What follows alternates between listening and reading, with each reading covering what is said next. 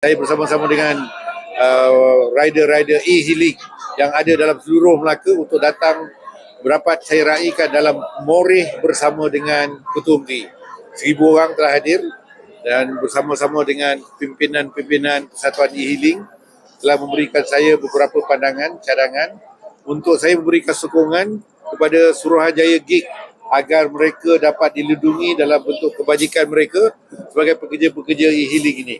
Saya akan menerima cadangan-cadangan ini. Seterusnya saya akan panjangkan kepada penubuhan Suruhanjaya GIG agar dapat kebajikan mereka sebagai pekerja-pekerja e-healing ini dapat dilindungi dan diberikan penilaian yang sebaik mungkin setaraf dengan sumbangan mereka dalam digital ekonomi negeri Melaka ini.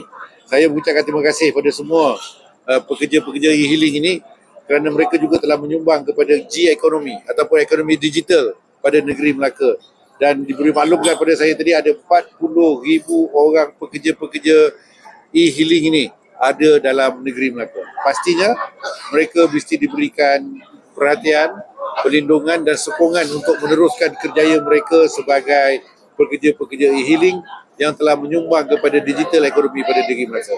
Pastinya saya akan terus membantu dan menjadi rakan strategik kepada ekonomi digital negeri Melaka. Terima kasih.